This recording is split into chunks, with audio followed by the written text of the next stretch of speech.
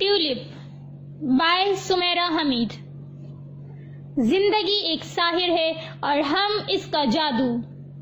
وہ زندگی میں کوئی عظیم کارنامہ انجام نہیں دینا چاہتی تھی، وہ تو بس اپنے شہر شکاگو سے نیو یارک شفٹ ہو جانا چاہتی تھی۔ اسے نیو یارک میں رہنے اور پڑھنے کا شوق تھا۔ اس شوق کو پورا کرنے کے لیے اس نے گدھوں کی طرح کام کیا تھا۔ آندھی، طوفان، بارش، برف باری، بیماری، اس نے کبھی ایک دن بھی جاب سے آف نہیں لیا تھا۔ وہ نیوز پیپر ڈیلیور کرتی تھی۔ 1 سال 6 ماہ اس نے فوڈ بھی ڈیلیور کیا تھا۔ ایک ریسٹورینٹ میں وہ ڈش واشر بھی رہی تھی۔ ہفتے میں 1 دن ایک بلڈنگ کی صفائی کا کام بھی کرتی تھی۔ ویکینڈ پر تو وہ ڈبل شفٹ میں کام کرتی رہی تھی۔ وہ اپنے گھر کے استخانے سے نکل جانا چاہتی تھی جس سے وہ پچھلے 15 سالوں سے رہائش پذیر تھی۔ نہیں، وہ کوئی ایسی بیچاری اور مظلوم سی لڑکی نہیں ہے۔ وہ تہخانے میں اس لیے بھی رہائش پذیر نہیں ہے کہ اس کی سوتیلی ماں نے اس سے اوپر کوئی کمرہ نہیں دیا تھا اور وہ اسے دن بھر گھر کا کام کرواتی رہی تھی، کھانے کے لیے بچا ہوا کھانا دیتی اور فارغ وقت میں اسے خواہ مخواہ مارتی پیٹتی رہتی۔ وہ وہاں اس لیے تھی کہ وہ اپنی چھوٹی سگی بہن کے ساتھ کمرہ شیئر نہیں کرنا چاہتی تھی، بھائی کے منہ لگ کر اسے کمرہ لینا نہیں چاہتی تھی۔ سگے ماں باپ اس کے لیے نیا گھر خرید نہیں سکتے تھے، اس لیے وہ اپنے خوابوں کو سینے سے لگا کر سامان اٹھا کر نیچے آ گئی تھی اور وہاں اپنا جہاں آباد کر لیا تھا۔ اس جہاں میں معمولی نوعیت کا زلزلہ اس وقت آیا جب اس کا چھوٹا سا ایکسیڈنٹ ہوا اور اس کا پیر فریکچر ہو گیا تھا۔ تم جا نہیں رہی نیو یارک؟ ماما نے اپنی ہنسی چھپا کر اس سے پوچھا تو اس نے غصے سے اپنا منہ تکیے میں دے لیا تھا۔ ہر بندہ اس کا مذاق اڑا رہا تھا جیسے اس نے کوئی انہونا ہی خواب دیکھ لیا ہو۔ 10 دن کے بیڈ ریسٹ کے بعد وہ لنگڑا کر کالج تو جانے لگی تھی لیکن اپنی جاب پر نہیں جا سکی تھی۔ وہ فکر مند تھی، اگر وہ یونیورسٹی کے فیس کے پیسے جمع نہیں کر سکی تو وہ کیا کرے گی؟ اسے گیپ دینا ہوگا، اور گیپ کا مطلب تھا کہ اسے اس تہخانے میں 1 اور سال گزارنا ہوگا۔ باہر دنیا کہاں کی کہاں پہنچ جائے گی اور وہ یہاں اکیلی سڑتی رہے گی۔ لوگ کیا کہیں گے؟ دنیا کیا سوچے گی؟ تمہارے دماغ کے پرزے ڈھیلے ہو گئے ہیں، وقت نکال کے انہیں فکس کروا لو۔ لوگ یہ کہہ رہے تھے، یعنی اس کے گھر والے، اس کے سگے والے پاپا۔ پتہ نہیں کس طرح کے خوابوں کی دنیا میں رہتی ہو تم۔ تمہیں کیا لگتا ہے کہ کوئی جادو ہوگا اور تمہارے سارے خواب پورے ہو جائیں گے؟ تم بے وقوف بھی ہو اور نکمی بھی۔ دنیا یہ سوچ رہی تھی، یعنی اس کی سگی والی ماں۔ ویسے جتنی باتیں اس بیچاری نے سن لی تھی، چھوٹے موٹے جادو کو اس کی زندگی میں آ جانا چاہیے تھا۔ خیر، 2 ماہ بعد اس نے جیسے تیسے پھر سے جاب شروع کر دی تھی۔ پاپا نے کہا بھی تھا کہ وہ خود کو ہلکان نہ کرے، وہ اس کی فیس دے دیں گے، لیکن اس نے نہ میں سر ہلا دیا۔ اس لیے نہیں کہ وہ بہت غیرت مند تھی اور باپ سے پیسہ لینا اسے گوارا نہیں تھا، بلکہ اس لیے کہ پاپا اسے پیسے دیتے تو دوسرے شہر جانے سے روک بھی لیتے۔ وہ جذباتی طور پہ اچھی طرح سے بلیک میل کر لیتے تھے۔ وہ جذباتی طور پر پوری طرح سے بلیک میل نہیں ہونا چاہتی تھی۔ اس کہانی کا ہیرو نیو یارک نہیں ہے، نہ کہانی کا تعلق اس کے پیر کے فریکچر ہونے سے ہے۔ فی الحال اس کہانی میں ایک عدد جپسی آ رہی ہے۔ اوہ، تم آ گئی؟ بہت انتظار کروایا تم نے۔ دروازہ کھول کر وہ 2-3 سیکنڈ تو حیران ہی کھڑی رہی، پھر چہک کر بولی، یعنی وہ کچھ اتنا زیادہ چہک بہک گئی تھی کہ اس کے گلے میں پڑے من کے موتی اور پتھر جھولنے لگے تھے اور کافی شور پیدا ہو گیا تھا۔ آپ کا آرڈر۔ اس نے پیزا باکس اس کے سامنے کیا۔ وہ صرف 3 منٹ لیٹ تھی اور میڈم کہہ رہی تھی کہ بہت انتظار کروایا۔ اس کا منہ بن گیا۔ اب یہ میڈم کھلے پیسے لینے اندر جائیں گی تو پورے 30 منٹ لگائیں گی۔ اندر آ جاؤ۔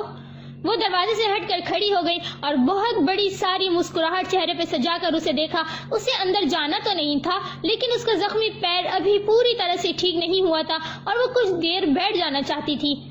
دل تو اس کا بھی یہی تھا کہ جپسی کو اپنا ہاتھ دکھائے اور پوچھے کہ میں کب تک 20-25 کروڑ ڈالرز کی مالکن بن جاؤں گی۔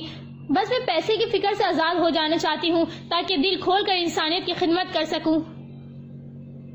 میرا خیال ہے جلد ہی تمہیں انسانیت کی خدمت کا ایک موقع ملنے والا ہے۔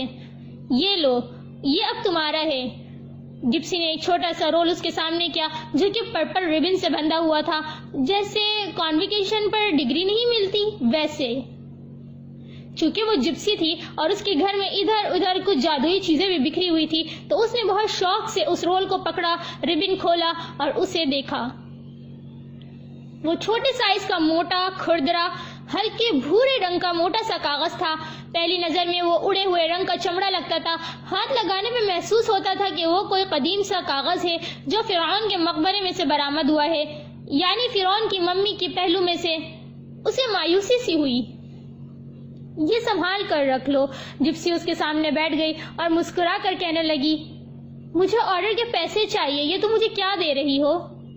اس کی مسکراہٹ غائب کر کے جپسی کیسے مسکرا سکتی تھی؟ اس کا خیال تھا کہ وہ رول کھولے گی اور کسی جادوئی دنیا میں پہنچ جائے گی، لیکن وہ تو وہیں کی وہیں بیٹھی رہ گئی تھی۔ جپسی کچھ دیر تک اس کے چہرے کے تاثرات کو بھاپتی رہی۔ تمہیں لگتا ہے کہ میں تم سے کوئی مذاق کر رہی ہوں؟ تم میرا مذاق بنا رہی ہو۔ تم شاید بہک گئی ہو۔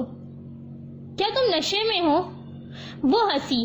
اچھا، اس پر اپنا ہاتھ رکھو، ہتھیلی کھول کر پوری۔ او اچھا، میں جیسے ہی اس پر اپنا ہاتھ رکھوں گی اس میں سے ایک الادین کا چراغ ابھر آئے گا، پھر میں اسے رگڑوں گی اور اس میں سے جن برآمد ہوگا اور میری ہر خواہش پوری کر دے گا، ہے نا؟ وہ جپسی کا مذاق اڑا رہی تھی۔ جن لوگوں کی ہر خواہش پوری ہوتی ہے وہ بہت بد نصیب ہوتے ہیں۔ خوش نصیب تو وہ ہوتے ہیں جو کہیں نہ کہیں سے ادھورا ہے۔ تم یہ بدرنگ کا کاغذ مجھے کیوں دے رہی ہو؟ کس خوشی میں؟ کیونکہ اس کاغذ کے مالک اب تم ہو۔ اور یہ تمہیں اس کاغذ نے بتایا ہے؟ اس نے قہقہا لگایا۔ ہاں، میں پچھلے 9 دنوں سے اپنے گھر میں بند ہوں۔ مجھ سے جو بھی پہلا انسان ملتا یہ کاغذ اس کا ہوتا۔ ویسے میں اس کاغذ کو ٹیولپ کہتی ہوں۔ مجھے یہ پھول بہت پسند ہے۔ چاہو تو تم بھی اسے یہی کہہ لو۔ تم نے خود مجھے فون کر کے بلایا ہے میڈم، میں پیزا ڈیلیور کرنے آئی ہوں۔ اپنا نوٹ پیڈ نکالو اور ایڈریس پڑھو۔ جپسی نے ٹانگ پر ٹانگ رکھی اور 5 انگلیوں میں موجود 7 انگوٹھیوں کو دیکھنے لگی۔ گردن کو تمسخر سے ہلکا سے جھٹکا دے کر اس نے نوٹ پیڈ نکالا، ایڈریس پڑھا اور ایک دم سے اس کا منہ سے اوہ نکل گیا۔ وہ ایڈریس 7 والی بلڈنگ کا تھا، 024 فلیٹ کا ایڈریس تھا۔ وہ جلدی سے اٹھی اور دروازے تک جا کر فلیٹ کا نمبر پڑھا جو 402 تھا۔ جپسی نے سوالیہ آنکھ اچکائی کہ ہاں ہو گئی تسلی۔ پھر جپسی نے اس کے ہاتھ سے ٹیولپ لے کر اسے رول کیا۔ ایسے ہی 2-3 قدم وہ مٹک کر چلی، پھر اس کے منہ کے سامنے لا کر اس رول کو کھول دیا۔ ٹیولپ پر اس کی تصویر بنی ہوئی تھی۔ تم کو شوبدہ باز ہو، جادوگر ہو، تم جیسے لوگوں کو ایسے گڑ بہت آتے ہیں۔ وہ بہت حیران ہوئی تھی۔ میں ایک معمولی سی عورت ہوں جس کا دل اور نیت دونوں صاف ہے۔ اب یہ ٹیولپ تمہارا ہے، اسے ساتھ لے جاؤ۔ میں اس کا کیا کروں گی؟ یہ کیا کر سکتا ہے؟ کون سے جادو ہیں اس کے پاس؟ اصل فکر بس اسے جادو کی ہی تھی۔ جپسی نے بے نیازی سے شانے اچکائے۔ یہ تمہیں خود معلوم ہو جائے گا۔ میں نے اسے بہت بیماروں کو شفا دینے کے لیے استعمال کیا تھا۔ بیمار اور بھٹکے ہوئے لوگ میرے پاس آتے تھے اور میں اس پر ان کا نام لے کر اسے فولڈ کر دیتی تھی۔ جب کھولتی تھی تو کوئی نہ کوئی حل لکھا ہوا نظر آ جاتا تھا۔ ٹویٹر کی دنیا میں تم کیسی ٹوٹی پھوٹی باتیں کر رہی ہو، اس نے منہ بنایا۔ فیس بک کی دنیا میں تم کیسے عجیب و غریب فیس بنا رہی ہو، جپسی نے قہقہا لگایا۔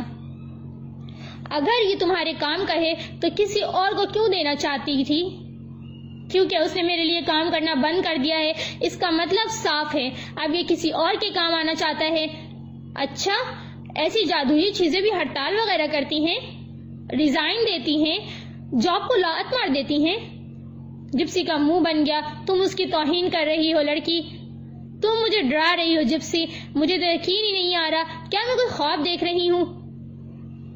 جو چیز انسان کی سمجھ سے بالاتر ہوتی ہے وہ اس پر یقین نہیں کرتا۔ یہ پکڑو اور اس کا جو چاہے کرو، چاہو تو اسے جلا دو، چاہو تو پھینک دو۔ میں نے اپنی ذمہ داری پوری کی۔ تمہیں یہ کیسے ملا تھا؟ اس نے رول پکڑ لیا، اب تھوڑی کھجا رہی تھی، ایسے ہی جیسے تمہیں مل رہا ہے۔ تو کیا یہ خزانہ ہے یا خزانے تک جانے کا نقشہ؟ وہ اپنے آپ سے باتیں کرنے لگی تھی۔ جپسی نے اس کے پیچھے دروازہ بند کر لیا تھا. وہ سیڑھیاں اتر رہی تھی, سہانے خواب دیکھ رہی تھی. اس کی آنکھیں مستقبل کی چکا چوند سے چمک رہی تھی. وہ بیچاری یہ نہیں جانتی تھی کہ یہ ٹیولپ اسے کچھ بھی نہیں دینے والا. اس کے سارے خواب چکناچور ہو جانے والے ہیں. آنکھوں کی چمک دھندلی پڑ جائے گی اور کانوں میں سائیں سائیں ہونے لگے گی. ہر جادوئی چیز خزانے تک لے کر نہیں جاتی. کچھ چیزیں ابو بکر تک بھی لے کے جاتی ہیں جو گونگا ہے اور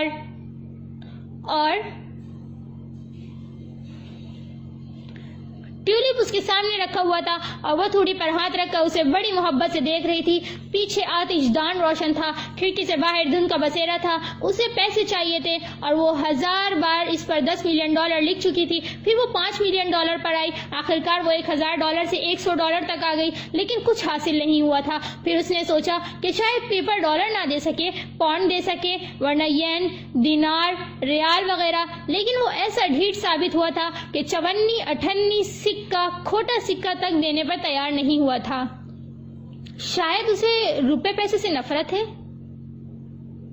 اس نے خود سے کہا, اور اس پہ برانڈڈ چیزوں کے نام لکھنے شروع کر دیے. اس نے ڈائمنڈ, قیمتی پتھروں سے شروعات کی اور آخرکار ڈیزائنر ڈریسز پر آ کر رک گئی. پھر جوتوں, بیگ اور میک اپ پر آئی, لیکن اسے پھر سے مایوسی ہوئی. رات کے 2 بج چکے تھے. اسے سو جانا چاہیے تھا, لیکن اس کا خیال تھا اس رات کی صبح ایک نئی صبح کے ساتھ ہونی چاہیے. ایسی صبح جب سب کچھ بدل چکا ہوگا, وہ سب کچھ حاصل کر چکی ہوگی, لیکن فی الحال تو وہ ایک ٹافی بھی حاصل نہیں کر پائی تھی.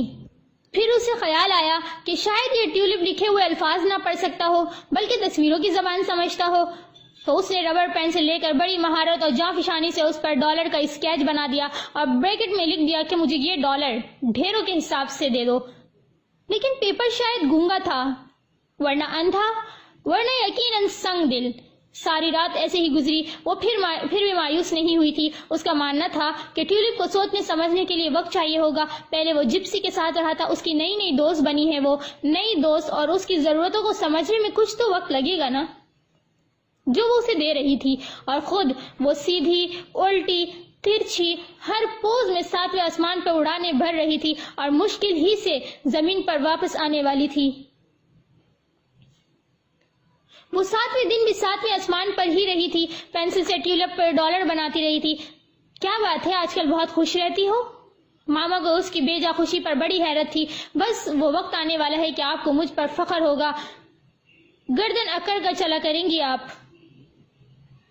دیکھنا اپنی گردن کسی کے شکنجے میں نہ کڑوا لینا. دھیان سے بیٹا, ذرا دھیان سے. خواب میں بھی اتنا زیادہ اونچا نہیں اڑتے کہ انسان دھڑام سے زمین پر آ گرے تو پاش پاش ہو جائے. ایک ایک کر کے اسے سارے خواب پاش پاش ہو رہے تھے. ٹیولپ ضدی تھا, وہ ڈالر دینے پہ تیار نہیں ہوا تھا. اس نے پینسل سے اپنی مطلوبہ چیزیں اس پر بنانی شروع کر دی. پہلے اس نے ایک بڑا سا گھر بنایا, پھر کار, پھر گھر کی ضروریات کی چیزیں. اس نے ایک عدد جیم کی بوتل تک بنا کر دیکھ لی, لیکن کچھ حاصل نہیں ہوا.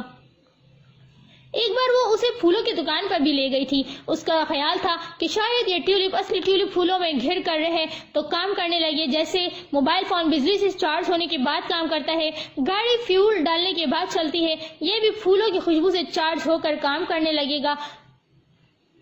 وہ اس کے سارے خوابوں کا کام تمام کر رہا تھا, لیکن اس نے ابھی بھی ہمت نہیں چھوڑی تھی. اسے یہ خیال بھی آیا تھا کہ شاید ٹیولپ یہ سب افورڈ نہیں کر سکتا, تو اس نے کچھ چھوٹی چیزیں بنانی شروع کر دی, جیسے ایک عدد انڈا, چاکلیٹ, ایک عدد ہیئر برش, سردی بہت تھی تو گرم جرابیں, سویٹر, کوٹ اور ٹیشو, آنسو پوچھنے کے لیے.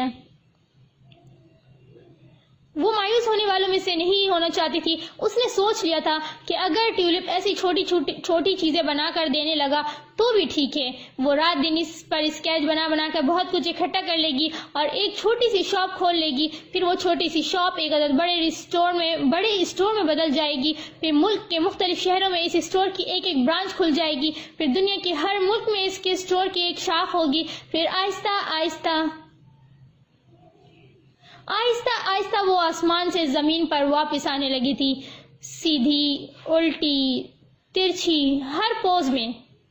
اور یہ ماننے لگی تھی کہ جپسی کا دماغ بہکا ہوا تھا. وہ آل فال پتہ نہیں کیا کچھ کہہ گئی تھی, اور اس نے اس کا یقین بھی کر لیا تھا. تھوڑا بہت ہاتھ کی صفائی دکھا کر وہ اسے پاگل بنا چکی تھی. وہ پاگل تھی، وہ ایک سادہ کاغذ تھا، بس تھوڑا سا سخت تھا۔ اس نے اسے پھاڑنے کی کوشش کی تو وہ پھٹا نہیں، آتش دان میں جھونکا تو وہ غبار کی طرح اڑ کر باہر آ گیا۔ اتنے جدید سائنسی دور میں ایسا کیسے ہو سکتا ہے؟ اس کا جی تو چاہا کہ پھوٹ پھوٹ کر رو دے، ساری دنیا کو اکٹھا کر لے، دہائیاں دے، ہنگامہ برپا کر دے۔ بھلا یہ کیا بات ہوئی؟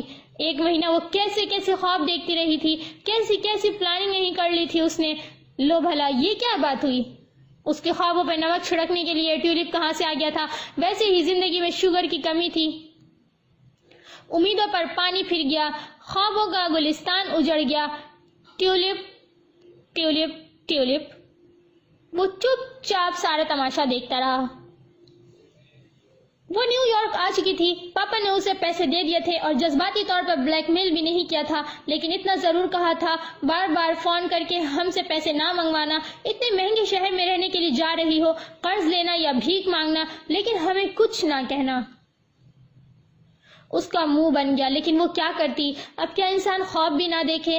کسی نہ کسی کو تو اس گھر سے باہر نکالنا ہی تھا پاپا، باہر نکلنا ہی تھا پاپا، پہلا قدم اٹھانا ہی پڑتا ہے۔ پاپا نے اس کے سر پر چماٹ ماری۔ تم کوئی پہاڑ سر کرنے نہیں جا رہی، نہ ہی تم ہجرت کر رہی ہو، اور نہ ہی سرحد پر قوم و ملک کی حفاظت کے لیے جنگ لڑنے جا رہی ہو۔ اپنے یہ لمبے لمبے ڈائیلاگ بولنا بند کر دو۔ اس نے لمبا سا سانس لیا اور چھوٹی سی آہ بھری۔ بارش ہو رہی تھی۔ وہ نیو یارک کی سڑک کے اس طرف کھڑی ٹریفک سگنل کے بند ہونے کا انتظار کر رہی تھی۔ سر پر چھاتا تھا، لیکن پھر بھی وہ تھوڑی سی بھیگ گئی تھی۔ نیو یارک واقعی میں ایک مہنگا شہر تھا، اور پر ہجوم بھی۔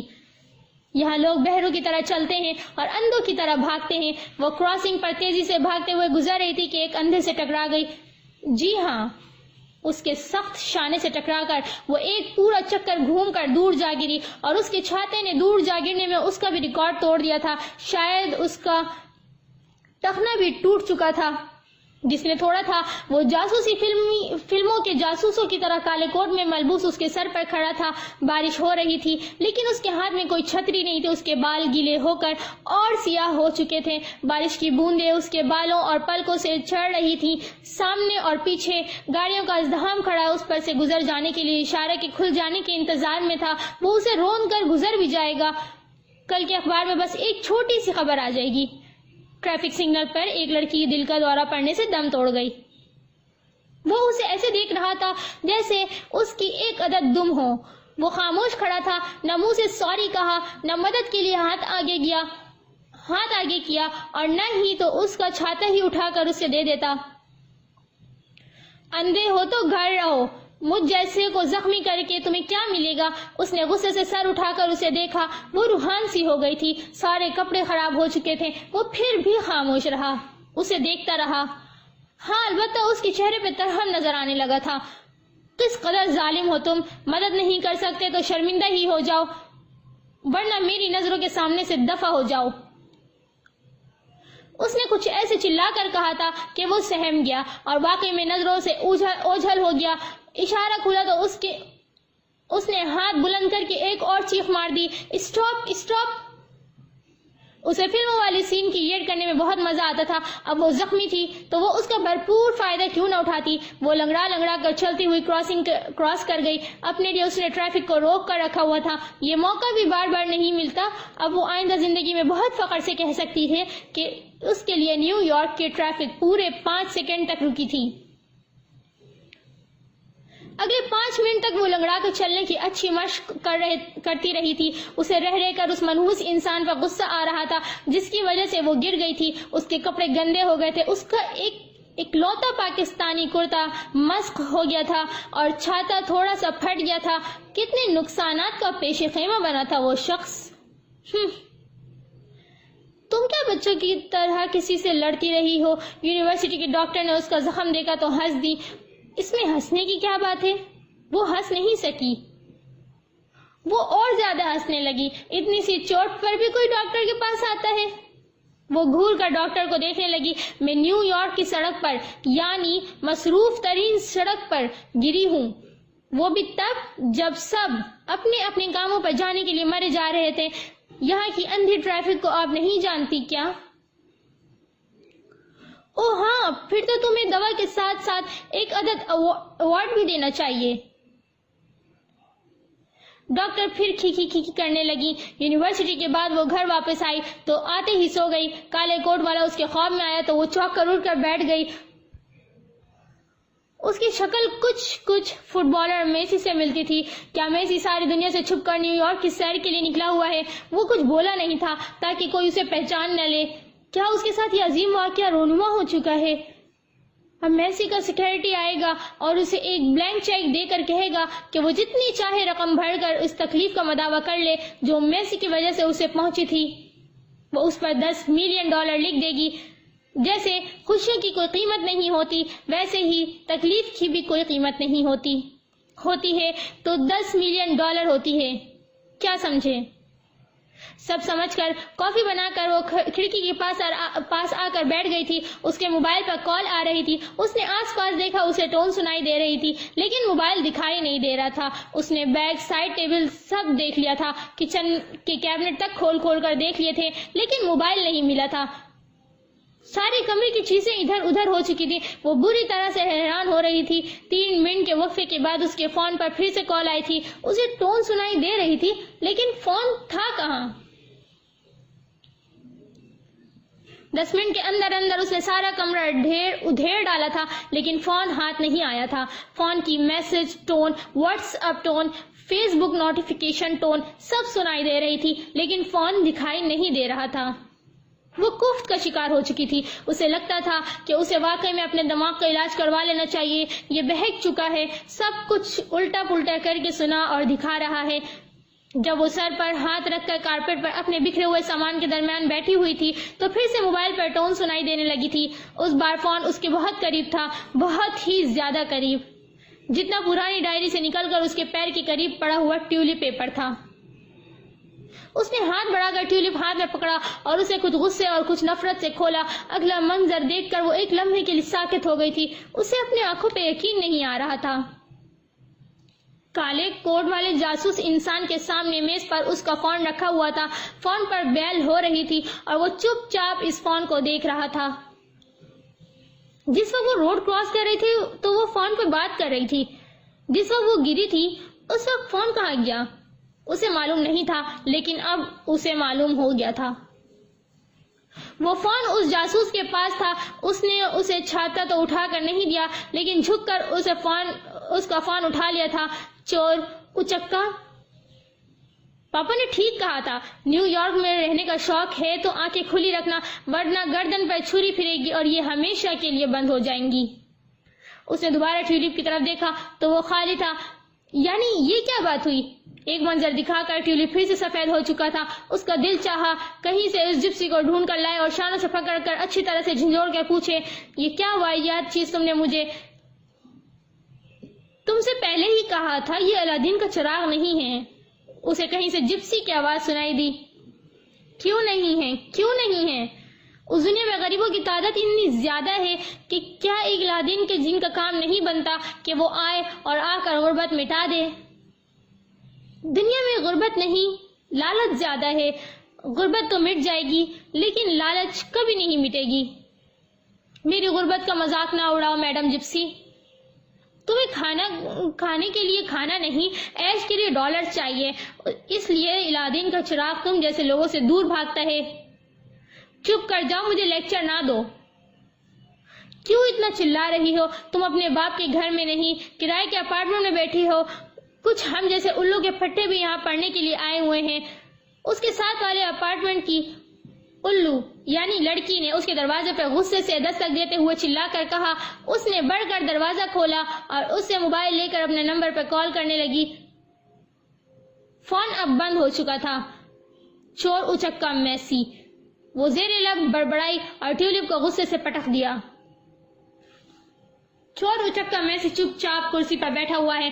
وہ بول نہیں سکتا لیکن سن سکتا ہے۔ جو کافی وہ پی رہا ہے اس میں ایک اسٹرا ہے کیونکہ وہ اپنے دونوں ہاتھوں کو حرکت نہیں دے سکتا۔ ایک بازو پورا ہی مفلوج ہے اور ایک کوہنی تک کٹا ہوا ہے۔ جس کیفے میں وہ کافی پینے آیا ہے یہاں کا اسٹاف اسے جانتا ہے۔ وہ جانتا ہے کہ اسے کیا چاہیے۔ ایک بار فون پر بیل ہوئی تھی تو وہ ویٹر نے اس کا تو ویٹر نے اس کا فون جیب سے نکال کر اس کے سامنے رکھ دیا تھا۔ وہ اس سے پوچھ رہا تھا کہ کیا وہ کال اوکے کر دے، لیکن اس نے نہ میں سر ہلا دیا تھا۔ وہ فون اس کے سامنے رکھا تھا۔ فون پر پھر سے کال آئی تھی۔ وہ یہ یاد کرنے کی کوشش کر رہا تھا کہ یہ فون اس کے پاس کیسے آیا۔ اس کا اپنا فون اس کی دوسری جیب میں تھا۔ اس پر صرف ماں کے کال اور میسج آتے تھے۔ میسج خود کار طریقے سے 1 منٹ کے وقفے کے بعد مشینی آواز کے ذریعے پڑھے جاتے تھے اور کال بھی 3 سیکنڈ کے وقفے سے اوکے ہو جاتی تھی۔ ماں اسے کچھ ضروری ہدایتیں دیتی تھی اور بس، جسے وہ کان پر فکس بلوٹوتھ آلے کی مدد سے بآسانی سن لیتا تھا۔ 10 منٹ بعد اس نے بہت مشکل سے ویٹر کو یہ بات سمجھائی تھی کہ وہ فون کو آف کر کے اس کے کوٹ کی جیب میں واپس رکھ دے۔ اس کی کافی ختم ہو چکی تھی۔ وہ اٹھا اور گھر کی طرف چل پڑا۔ وہ آج 2 ہفتے بعد گھر سے باہر نکلا تھا۔ ماں نے اسے زبردستی بھیجا تھا۔ اگر ماں نے موسم کا حال سن لیا ہوتا تو وہ کبھی اسے نہ بھیجتی۔ وہ بھیگ چکا تھا لیکن وہ خوش تھا کیونکہ اس کا بخار اتر چکا تھا۔ اس کے سن بازو کے علاج کے سلسلے میں اس کے لیے دوا تبدیل کی گئی تھی جس سے اسے الرجی ہو گئی تھی۔ وہ بیمار ہو گیا تھا۔ وہ کیفے سے باہر نکلا تو بدستور بوندا باندی ہو رہی تھی۔ بارش پھر سے تیز بھی ہو سکتی تھی لیکن وہ رکا نہیں اور باہر نکل آیا، کیونکہ کبھی کبھی کالے سیاہ بادلوں میں کڑکتی ہوئی بجلی میں تیز یا ہلکی بارش میں بھیگ جانا بھی اچھا ہوتا ہے۔ زندگی ہمیشہ بہار کی طرح لہلہاتی ہوئی سرسبز و شاداب تو نہیں رہتی۔ نرم گرم بستروں میں دبک کر ٹی وی پر ٹام اینڈ جیری دیکھنا ہی عیاشی نہیں رہتا۔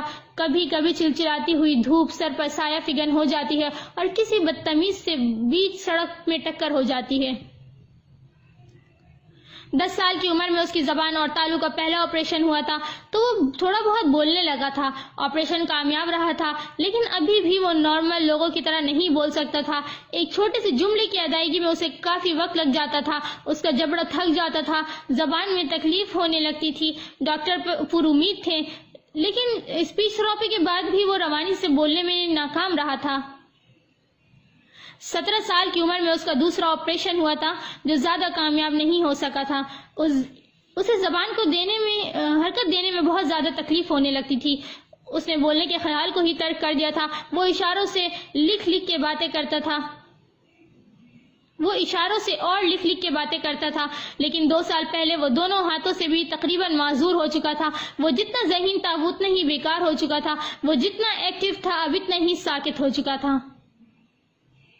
وہ ماں کا اکلوتا بیٹا تھا اور اس کے لیے وہ ایک مکمل انسان تھا، گبرو، جوان، خوبصورت اور صحت مند۔ وہ چلتا پھرتا، کام کاج کرتا، کالج جاتا تو کوئی نہیں کہہ سکتا تھا کہ وہ بول نہیں سکتا۔ ٹیکنالوجی نے اتنی ترقی کی تو وہ موبائل ایپ کے ذریعے بات کرنے لگا تھا۔ بس اسے سب کچھ موبائل پر ٹائپ کرنا پڑتا تھا، پھر اسپیکر سے اپنی بات سنانی پڑتی تھی۔ زندگی اتنی مشکل نہیں تھی۔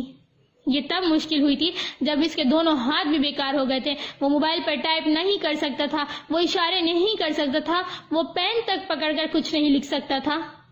وہ پہلی بار رویا بھی تب تھا جب وہ ایک چمچ تک اٹھا کر اپنے منہ تک لے نہیں جا سکتا تھا، اور تب بھی اس کے راتوں کی نیند مختصر ہونے لگی تھی۔ اس کے خواب جو ابھی پورے ہونے تھے وہ ادھورے ہی رہ گئے تھے۔ ساری دنیا کے سائنسدان اپنا کام چھوڑ کر اس کے لیے کوئی ایسا فیچر نہیں بنا سکتے تھے جو اسے کارآمد بنا سکتا ہو۔ وہ بول نہ سکتا تھا لیکن اپنی بات سمجھا سکتا تھا۔ وہ ہاتھوں کا حرکت دیے بغیر اپنا کام کر سکتا۔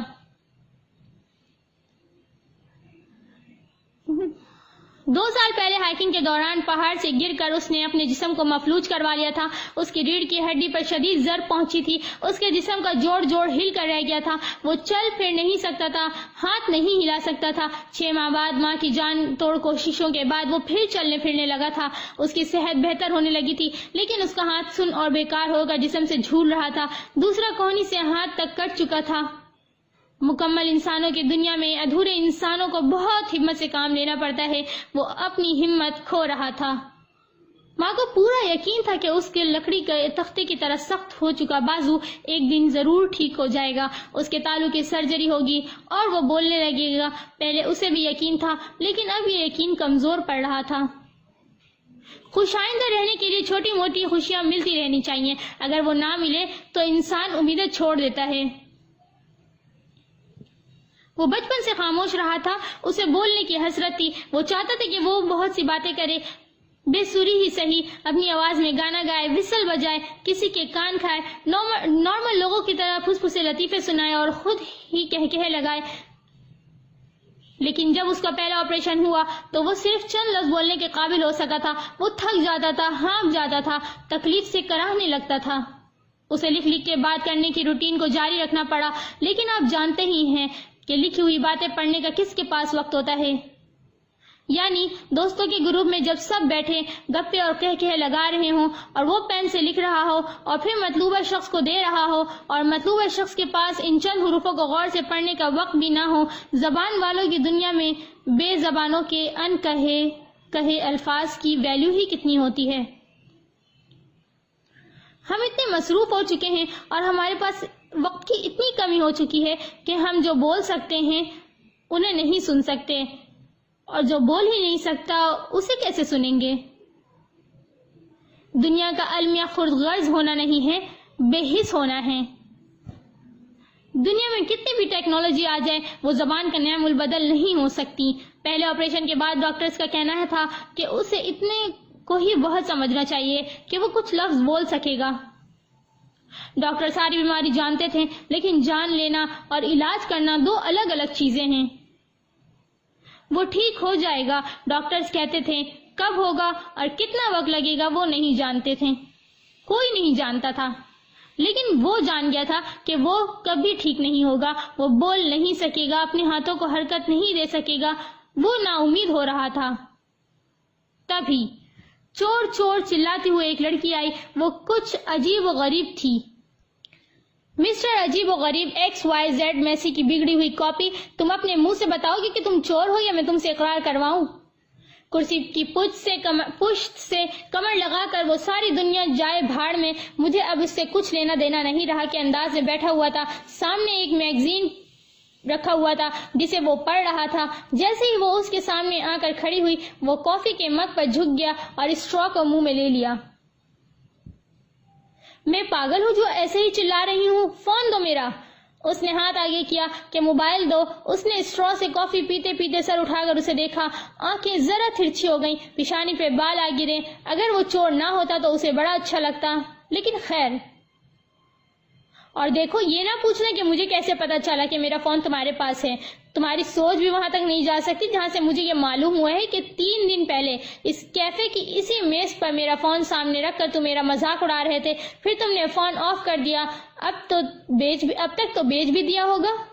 واپس لاؤ میرا فون. اور سن لو، میں ہرگز کوئی اور فون نہیں لوں گی، وہ کتنا بھی مہنگا اور جدید کیوں نہ ہو. کبھی بھی نہیں. سنا ہے جب لڑکیاں جھوٹ بولتی ہیں تو دنیا بھر کے ریلوے پلیٹ فارموں پر کھڑے سچے پکے مسافروں کی ٹرینیں چھوٹ جاتی ہیں. اسٹیشن پر کھڑے ہو کر وہ بیچارے اپنا سر کھجاتے رہ جاتے ہیں اور یہاں یہ لمبی لمبی چھوڑتی رہ جاتی ہیں. ان کی بلا سے ٹرین چھوٹ جائے یا سر پر ہی سے گزر جائے، یہ اپنا کام جاری رکھیں گی. لمبی سی اسٹرا کا کونا دانتوں میں دبا کر اس نے ایک گہرا گھونٹ بھرا. آج کافی بڑی کڑوی تھی. پھر ایسے ہی ذرا سہم کر اسے چور نظروں سے دیکھا. اس نے سفید ٹی شرٹ پہ ہلکے نیلے رنگ کی جیکٹ پہنی ہوئی تھی. اس کی اونچی لیکن چھوٹی سی پونی تیش کی وجہ سے ہلکورے لے رہی تھی. بھویں تنی ہوئی تھی، بالوں کی لٹیں یہاں وہاں سے نکلی ہوئی تھی. اگر وہ ایسے چلا نہ رہی ہوتی تو اسے بڑی اچھی لگتی، لیکن خیر.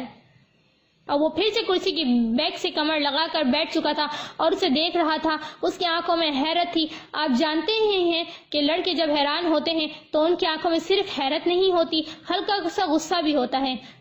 پھر ایسے لڑکے جو سختی سے لب بھی بھیچ رہے ہوں اور اپنے ہاتھوں کو مکہ بنا کر سامنے والے کے منہ پر دے مارنا چاہتے ہوں، ان کی پیشانی کے بل کچھ ایسے ہوتے ہیں کہ انسان ایک ایک کر گن لے اور ڈر کر سہم جائے.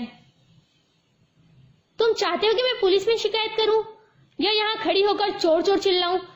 عجیب انسان تھا، کچھ بول ہی نہیں رہا تھا، الٹا بار بار جھک کر کافی پی رہا تھا، وہ بھی اسٹرا سے. اسے کافی اور جوس میں فرق نہیں معلوم تھا. کتنا بدتمیز جاہل انسان تھا وہ. میں کچھ بول رہی ہوں. آگے بڑھ کر اس کے اسٹرا کو چٹکی سے دبا دیا. یعنی اب پیو کافی.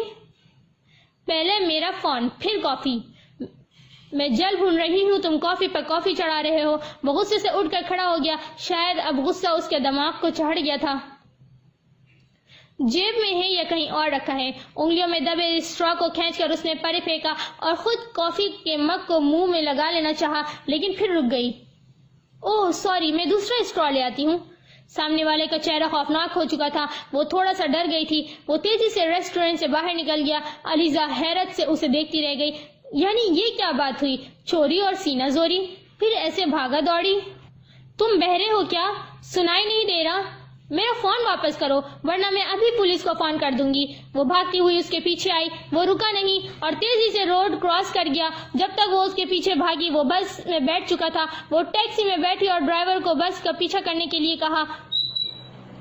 बस आगे और उसकी टैक्सी पीछे। वो बाकायदा टैक्सी की खिड़की से आधी बाहर निकलकर बस की तरफ देखकर चिल्ला रही थी, ये चोर है, इसने मेरा फोन चुराया है, पकड़ो इसे, रोको इसे। टैक्सी ड्राइवर ने गर्दन मोड़ के पीछे उसकी तरफ देखा। बस के मुसाफिर भी उसकी तरफ हैरत से देख रहे थे। सिर्फ वो जासूस चोर में सी कैसी सत्यानाशी, वो किसी की तरफ भी मुतवज्जा नहीं हो रहा था और कमर को सीधा रख कर बैठा सामने देख रहा था। तुम भी सब के सब बहरे हो क्या? जब किसी एक भी मुसाफिर ने गर्दन मोड़ कर तुम भी सब के सब बहरे हो क्या?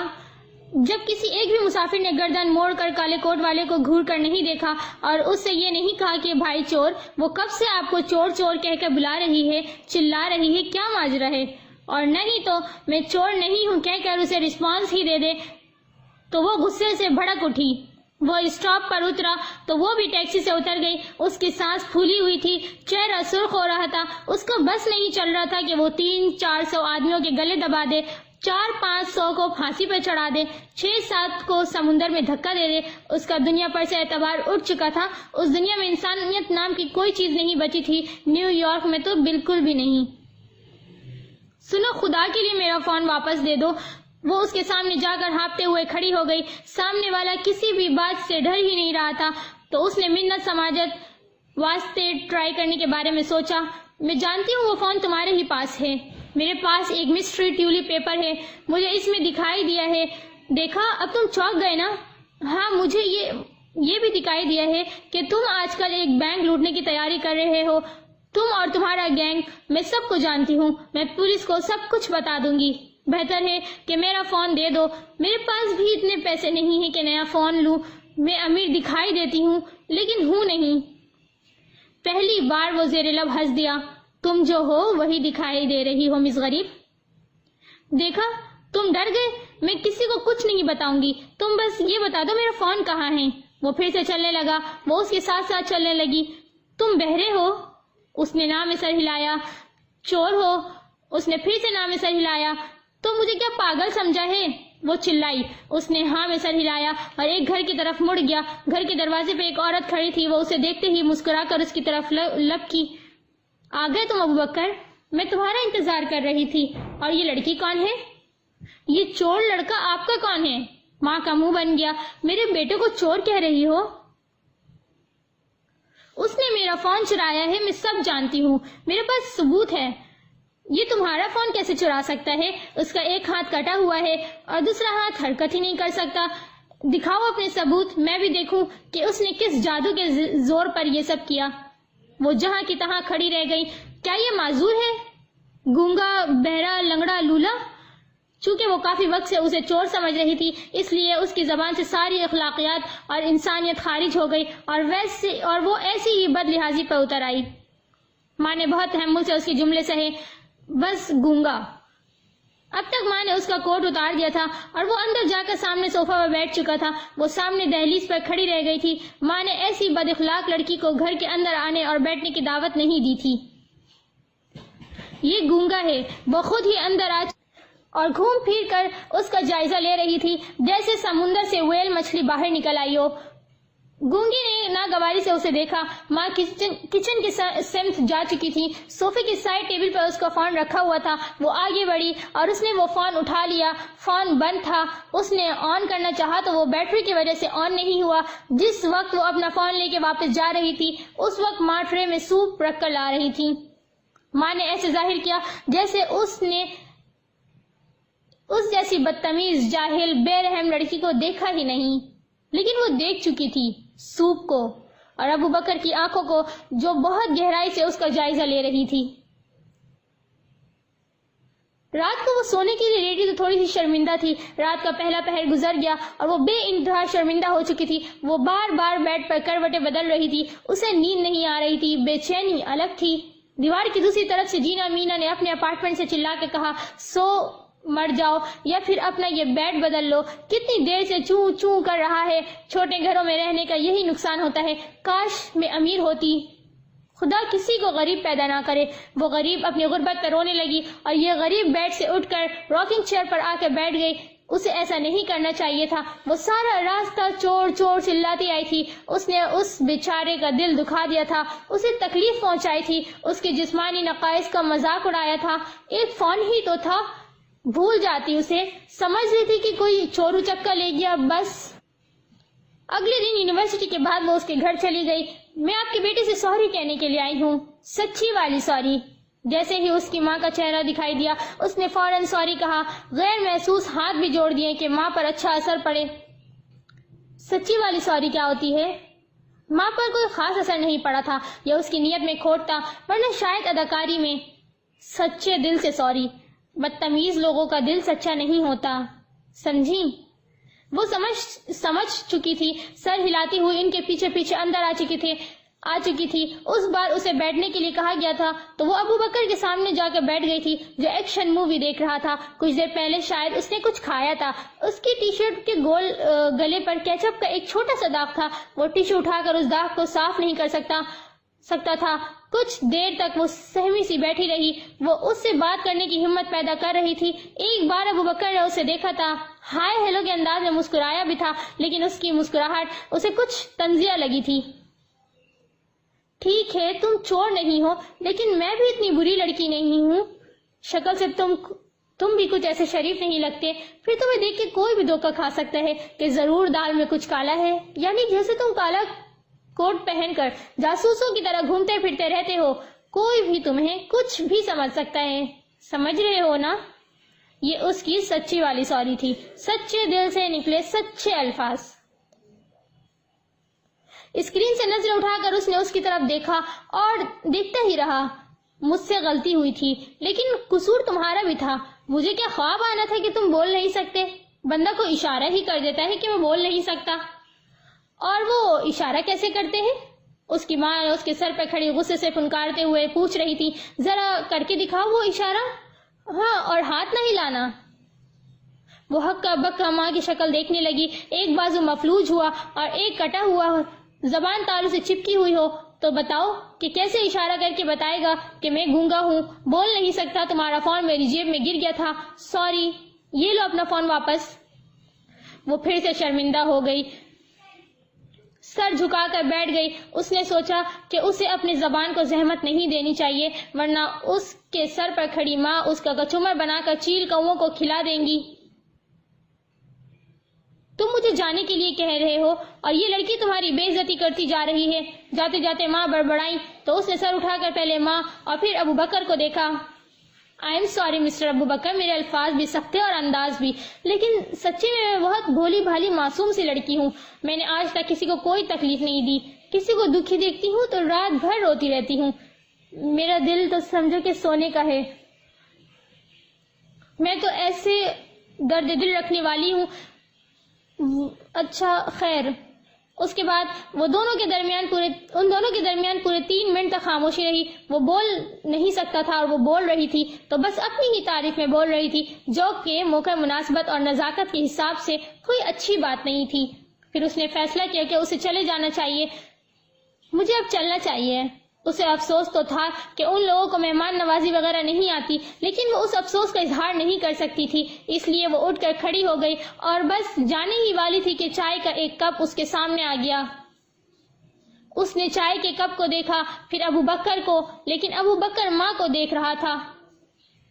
اچھا ٹھیک ہے, لا رہی ہوں. وہ بھی وہ بڑبڑاتی ہوئی گئی اور اس بار وہ واپسی میں کچھ نگیٹس بھی لے آئیں. اس نے چائے بھی پی اور نگیٹس بھی کھائے. وہ ان لوگوں میں سے نہیں تھی جو غصے اور شرمندگی میں اپنے پیٹ پر لات مارتے ہیں. لڑائی غصہ ناپسندیدگی کا اپنی جگہ اور پیٹ اپنی جگہ, مطلب سب سے اچھی جگہ. میں سچ میں بہت شرمندہ ہوں. ایک بار پھر سوری کہتی ہوں. او ہاں, مجھے یاد آیا, تم نے یہ پوچھا ہی نہیں کہ مجھے کیسے معلوم ہوا کہ میرا فون تمہارے پاس کیسے آیا. مجھے کیسے معلوم ہوا کہ میرا فون تمہارے پاس ہے؟ بیگ میں سے ٹیولپ نکال کر وہ اس کے ساتھ صوفے پہ جا کر بیٹھ گئی۔ چائے اور نگیٹس نے اس کے اندر انرجی بھر دی تھی اور وہ تر و تازہ ہو چکی تھی۔ یہ دیکھو، کوئی اس پر یقین نہیں کرتا، میں نے اپنے فرینڈز کو بتایا وہ تو ہنسنے لگی۔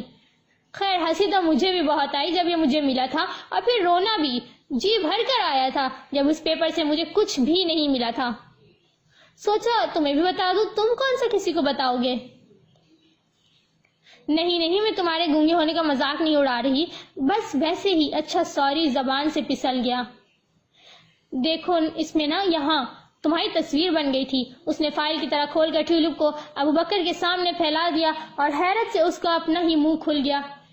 اتنی بد لحاظی سے مجھے گونگا کہتے ہوئے تمہیں شرم آنی چاہیے۔ بار بار سوری کہنے سے کچھ نہیں ہوگا۔ اگلی بار سوری کہنے کے بجائے تمہیں اپنے منہ پر ایک عدد تماچا مار لینا چاہیے، اس ایک عدد کو 3 سے ضرب دینے چاہیے اور اپنا کام جاری رکھنا چاہیے۔ ٹیولپ پر لکھا تھا جیسے کتاب پر لفظ چھپے ہوتے ہیں، جیسے موبائل پر میسج لکھا ہوتا ہے، صاف صاف۔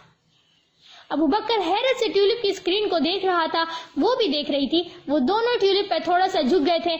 یہ تم نے مجھ سے کہا؟ اس نے پہلے سر اٹھایا اور اس سے پوچھا۔ بالکل، جواب اس کے ہاتھ میں پکڑے ٹیولپ پر آیا۔ دونوں کچھ دیر کے لیے خاموش ہو گئے۔ تو تم یہاں بول رہے ہو اس ٹیولپ پیپر پہ، وہ بھی ایسے، تماچا اور 3 سے ضرب، یہ سب؟ وہ چلا اٹھی۔ چلانا بند کرو بدلحاظ لڑکی، میں تمہیں کل سے برداشت کر رہا ہوں، اور میں بھی۔ ٹیولپ کو رول کر کے اس نے ابو بکر کے سر پہ دے مارا، اور یہ اس نے عادتاً کیا، لیکن کچن سے برتن دھوتی ہوئی ماں کو یہ منظر اچھا نہ لگا، نہ یہ عادت۔ انہوں نے آگے بڑھ کر ایک موٹا میگزین اس کے سر پر دے مارا تھا۔ ماں نے یہ عادتاً نہیں کیا تھا۔ علیزہ کی آنکھیں نم سی ہو گئی، اس لیے نہیں کہ اسے ابو بکر کی ماں سے مار پڑی تھی، بلکہ اس لیے کہ اس کا جیک پاٹ، اس کا ٹیولپ ایسا پھس نکل آیا تھا۔ میں نے کہا تھا نا، ہر جادوئی چیز جادو نہیں کر سکتی، کبھی کبھی وہ بس چھوٹے موٹے ہی کام کر سکتی ہے، ایک مترجم کا کام، ایک بے زبان کی زبان کا کام، ایک دوست کی طرح مددگار کا کام، بس۔